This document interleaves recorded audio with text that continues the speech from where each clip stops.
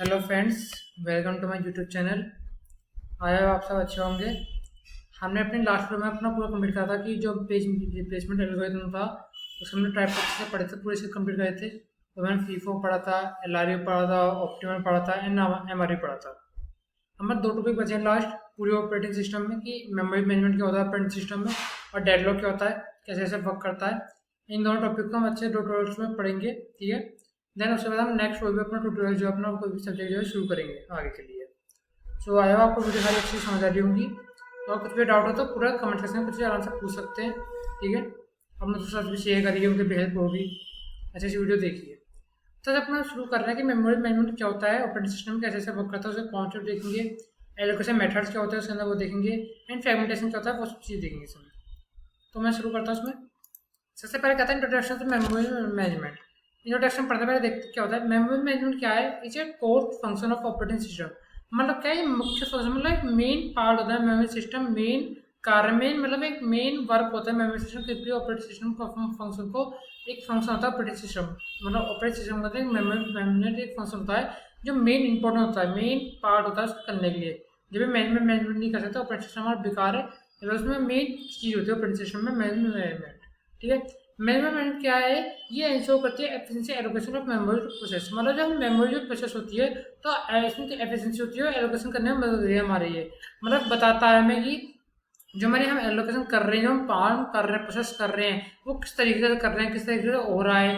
मतलब तरीके वे को करने का हमारे मतलब मदद करता है, ये इंश्योर करता है कि आप इस वे से कर सकते हो, ऐसे ऐसे आप काम कर सकते हो, ऐसे वर्क कर सकते हो, इतनी मेमोरी ले सकते हो, इतनी मेमोरी आप यूज़ कर सकते हो। वो सब चीज़ें मेमोरी मैनेजमेंट करवा सकते हमें बताता है, ठीक है। ये क्या कहता है, ये हैंडल्स कहता है मेमोरी एचटी एंड ऑप्टिमाइज सिस्टम की परफॉर्मेंस। ये क्या कहता है मेमोरी चेक करना, मतलब जितनी मेमोरी कम से कम यूज़ हो सके, कैसे यूज़ हो रही है कैसे यूज़ नहीं, सब कुछ चीज़ों मेमोरी हैंडल करता है जिससे हम जो अपना सीपीयू है वो अच्छे से परफॉर्मेंस कर सकते हैं, जल्दी जल्दी काम कर सकते हैं, जब तक जल्दी हैंग ना हो। जितनी भी हम प्रोसेस उसके अंदर डाल रहे हैं वो बस जल्दी जल्दी रन कर सकते हैं, जल्दी जल्दी अपना काम कर सकें, अच्छे से परफॉर्मेंस कर सकते हैं, ऑप्टिमाइज कर सकते हैं हम सीपीयू परफॉर्मेंस को। वो सब चीज़ें हमें मदद करता है मेमोरी मैनेजमेंट। देन ये मेमोरी मैनेजमेंट क्या करता है, ये अवॉइड करता है मेमोरी के वेस्टेज एंड अनसोर्स परफॉर्मेंस एक्सप्लोरेशन। मतलब जो भी इसमें वेस्टेज चीज़ें होती हैं, बेकार चीज़ें होती है, उसको सबको अवॉइड करता है मेमोरी मैनेजमेंट। वो चेक करता है मेमोरी किसी चीज़ बेकार पड़ी है, कोई यूज़ नहीं आ रही है, कैसे चीज़ें हम हटा सकते हैं, कर सकते हैं। जैसे अलग अलग प्रोग्राम रन करते हैं, ठीक है। एक मेमोरी जैसे एक मेमोरी है और उसको बार बार ही रोकता है कि आप यूज़फुल नहीं है, ये मेमोरी यूज़फुल हो चुकी है। अलग अलग प्रोसेस में अलग अलग चीज़ें डालता है, जैसे एक दूसरे से अलग अलग जो प्रोसेस है अलग अलग रहें, अलग अलग रख सके हर चीज़ को, कि एक प्रोसेस को अलग रख रहा है, एक प्रोसेस को अलग रख रहा है, मतलब अलग वेस्टेज ना हो, मेमोरी में अलग अलग काम कर सकते हैं, अलग प्रोसेस अलग अलग यूज़ हो सके, सीपीयू जो अलग अलग अच्छे से हर प्रोसेस को परफॉर्म कर सके। तो मेमोरी मैनेजमेंट बहुत यूजफुल होता है हमारा अच्छे से वर्क करने के लिए। जैसे एग्जांपल देखते हैं, यहाँ पे सीपीयू है, सीपीयू में कैश मेमोरी आता है, देन हमारा मेमोरी आता है, देन हमारा सेकेंडरी मेमोरी होता है। तो ये करता है, जो मेमोरी मैनेजमेंट होता है ये हमें बताता है जो हमें सबसे तेज मेमोरी है वो हमें क्या कैश मेमोरी होती है, सबसे तेज मेमोरी चलती है। जो सबसे लास्ट मतलब सबसे धीमी मेमोरी होती है सेकेंडरी मेमोरी, जो बहुत धीरे धीरे चलती है, धीरे धीरे चलती है, और हमें सबसे ज़्यादा होती है हमारी सेकेंडरी मेमोरी। और जो कैच मेमोरी सबसे हमारी तेज फास्ट चलती है, हम यूज़ करते हैं उसके अंदर। सो आई होप आपको समझाएगा इंट्रोडक्शन चल रहा है मेमोरी मैनेजमेंट का। नेक्स्ट हम दो टाइप्स होते हैं मेमोरी एलोकेशन के। जैसे हमारा हो गया, जैसे हमारा हो गया कंटिन्यूस और नॉन कंटिन्यूस। अब कंटिन्यूस नॉन कंटिन्यूस में मतलब क्या है, कंटिन्यूस का मतलब है मतलब एक लाइन में, बिल्कुल लाइन में हमें ब्लॉक्स बना रहे हैं, ब्लॉक्स प्रोसेस चले जा रहे हैं, चले जा रहे हैं, एक प्रोसेस, दो प्रोसेस, तीन प्रोसेस, चार प्रोसेस, मतलब लाइन कंटिन्यूसली लाइन में प्रोसेस बना रहे हैं कंटिन्यूसली, वो हमारा कंटिन्यूस मेमोरी एलोकेशन में आता है। नॉन कंटिन्यूस क्या होता है, मतलब हम अलग अलग जगह बना रहे हैं, एक छोटा हिस्सा हो गया, बड़ा हिस्सा हो गया, छोटा हिस्सा हो गया, मतलब जितनी मेमोरी दी गई है उतना बना रहे हैं। मतलब जरूरत नहीं है कि हम एक लाइन में बनाए, एक प्रोसेस अलग अलग जगह पर रख सकते हैं, एक प्रोसेस यहाँ पे, एक प्रोसेस यहाँ पे, एक प्रोसेस यहाँ पे है, तो अलग अलग छोटे छोटे हिस्सों में इसमें ऐसे मेमोरीज को दी जा सकती है, अलग अलग मेमोरीज हम दे सकते हैं, जो होता है हमारा नॉन कंटिन्यूस में। नेक्स्ट जैसे हमारा एग्जांपल देखो डायग्राम में मेमोरी मैनेजमेंट टेक्निक है, इसमें दो आता है टेक्निक व्यू, एक नॉन टेक्निक व्यू। हमने ऊपर पढ़ा टेक्निक व्यू में दो आता है हमारे, एक आता है फिक्स पार्टीशन, एक आता है हमारा वेरिएबल पार्टीशन। ये हम आगे पढ़ेंगे फिक्स पार्टीशन और वेरिएबल पार्टीशन क्या होता है, कैसे कैसे वर्क करता है। तो नेक्स्ट आता है हमारे फिक्स पार्टीशन। फिक्स पार्टीशन क्या है, it is continuous memory management technique in which the main memory divided into fix size partition और इक्वल और unequal size. Whenever we allocate a process memory, a free partition that is big enough to hold a process is found. लेकिन memory is allocated to process. इसमें क्या होता है, इसमें memory से पहले से हमें दिया जाता है कि तुम्हें इतने पार्ट में बांट दिया जाता है कि ऑलरेडी पार्ट में डिवाइड कर जाता है, तो इसी तरह पार्ट में आओगे और बिल्कुल एक जैसे सेम इक्वल साइज के हमारे पार्ट्स होते हैं, जैसे बॉक्स होते हैं, साइज का बॉक्स होता है। जैसे मान लीजिए ये हमारा एग्जाम्पल है, ये बिल्कुल सेम साइज है, ये बिल्कुल सेम साइज, ये बिल्कुल सेम साइज, अलग सेम साइज में अलग अलग बांटते हैं कि अलग अलग तुम्हारी साइज है और अलग अलग साइज में हम दे सकते हैं। ठीक है, एक जैसे भी हो सकते हैं और अलग भी हो सकते हैं। जैसे देखो इसमें सेम है, यहाँ पे हमारा अलग है और डिफरेंट छोटा है, मतलब क्या एक जैसे भी हो सकता है और अलग अलग डिफरेंट जो पार्टीशन हमारा अलग अलग कर सकते हैं। जैसे एग्जाम्पल मान लीजिए हमारे 200 के, ये मान लीजिए ये 250 KB की हमारा कोई भी है, एक प्रोसेस है 250 KB की, और इसमें क्या है हमारे पास 300 KB तो हमारे क्या पार्टीशन में चला जाएगा।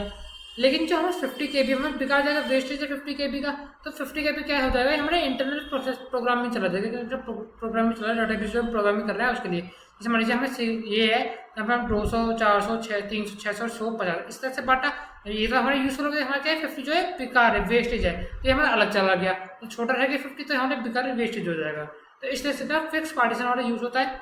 देन हम देखते हैं वेरिएबल पार्टीशन। वेरिएबल पार्टीशन में क्या होता है, वेरिएबल पार्टीशन में क्या करते हैं, it is a continuous memory management technique in which the main memory is not divided in partition and the process is allocated a chunk of a free memory and that is big enough for it to fit. The space which is left is considered a free space with other processes or can future further use। इसमें क्या होता है, जैसे feature fix में क्या था, पहले से डिवाइड कर देते थे ना ऑलरेडी, लेकिन इसमें क्या करते हैं पहले से डिवाइड नहीं करते हैं, फिक्स नहीं करते हैं। जैसे जिसका प्रोसेस आता रहता है वैसे हम इसे हम लोग अलग अलग डिवाइड करते रहते हैं, और लास्ट में मान लीजिए हमें कोई ज़्यादा हमें स्पेस बच गया तो उसमें क्या करते हैं आगे फ्यूचर के लिए हम इसे छोड़ देते हैं कि फ्यूचर हमारे इसमें काम आ जाएगा। बच्चे में जितने डिफरेंस होता है, स्पेस होता है, उसे हम फ्यूचर की चीज़ें छोड़ देते हैं, फ्यूचर में उसका यूज़ कर लेंगे। तो हमारा वेरिएबल और फिक्स पार्टीशन में डिफरेंस लिख सकते हैं आप। देन जैसे एग्जाम्पल देखने जाए, डायग्राम में कंटिन्यूस है, कंडीशन हमने पढ़े, फिक्स पढ़ा, पार्टीशन पढ़ा, फिक्स पढ़ा और वेरिएबल पढ़ा। अब इसमें क्या होता है, फिक्स क्या होता है हमारा, फिक्स में क्या था हमारा इंटरनल फ्रेगमेंटेशन आता है। देन कंटिन्यूस में क्या था हमारा एक्सटर्नल फ्रेगमेंटेशन आता है। अब एक्सटर्नल फ्रेगमेंटेशन क्या है, मतलब बाहरी खंड, मतलब भाग का फ्रेगमेंटेशन, मतलब इसमें क्या होता है जो मेमोरी का खाली स्थान होता है वो एक अलग क्या कहता है, अलग स्थान बनाता है, साथ नहीं होता है इसके अंदर।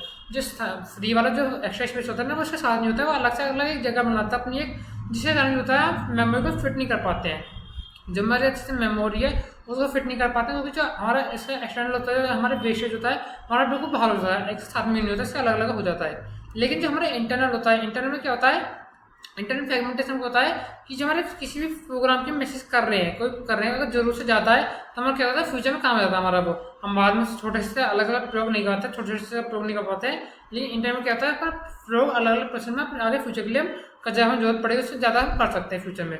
जरूरत से ज़्यादा इसमें नहीं हो सकता है, जितने हमें जरूरत से ज़्यादा से हम जरूरत से कर सकते हैं, इसके अंदर भी इंक्लूड जी सकते हैं। ठीक है, जैसे आप पढ़ सकते हैं इंटरनल में कैसे कैसे 290 KB है, या फिर क्वेश्चन भेजा जा रहा है कंटेंट यहाँ पे मेमोरी यहाँ पे फुल है, तो इस तरह से हम अलग अलग इंटरनल में नहीं कर सकते हैं। एक्सटर्नल आपने पढ़ी लिया कि बाहर की होती है वो हमारी यूजफुल नहीं होती है, तो उसमें वेस्टेज हमारी हो जाती है।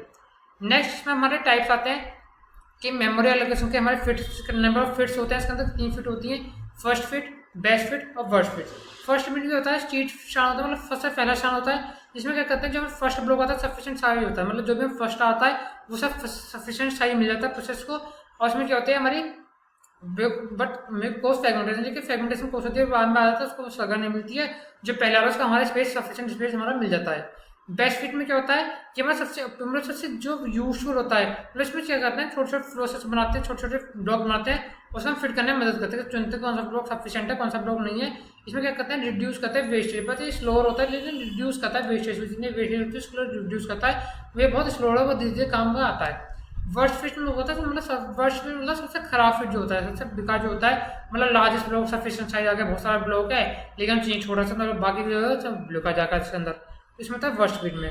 जैसे एग्जांपल देख सकते हैं, फर्स्ट फिट का एग्जांपल है ये, आप इसे अच्छे से देख सकते हैं।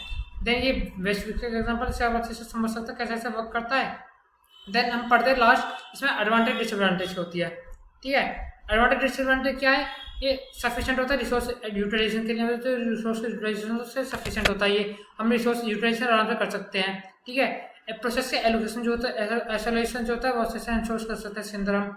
जो हम CPU का आइडल टाइम होता है उसको हम रिड्यूस कर सकते हैं, जब हम काम करें जल्दी काम करें तो CPU का आइडल टाइम रिड्यूस हो सकता है। डिसएडवांटेज क्या है, इसका अंदर जैसे पीछे बताया था फ्रेगमेंटेशन, जो यहाँ पे मैंने आपको बताया था कि यहाँ पे देखो मैं आपको दिखाता हूँ, एक सेकेंड, एंड कहाँ गया, हाँ देखो यहाँ पे जो है फर्स्ट बिट में जो है फ्रेगमेंटेशन कॉज करेगा, वही हमारा एडवांटेज डिसएडवांटेज फ्रेगमेंटेशन की कोशिश हो गई।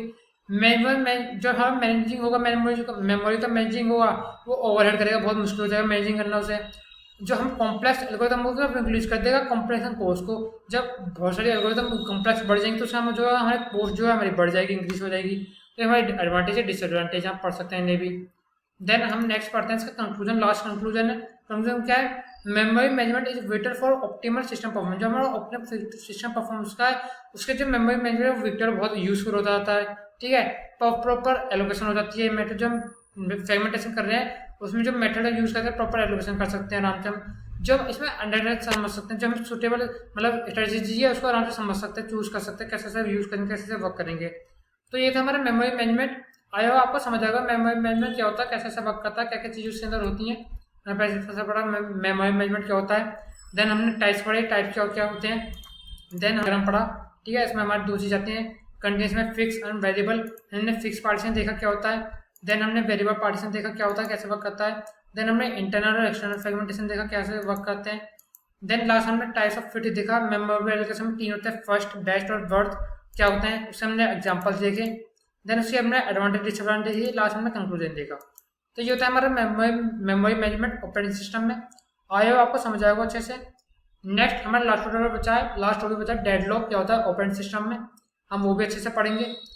अगर आपको कोई भी डाउट हो तो कमेंट सेक्शन में पूछ सकते हैं। अगर आपको वीडियो अच्छी लगी हो तो please like comment subscribe my channel, अपने दोस्तों को शेयर करिए, वीडियो को लाइक करिए, अच्छे से सब्सक्राइब करिए। So thanks for watching my video. Next video में मिलते हैं, जब तक के लिए बाय बाय, थैंक यू।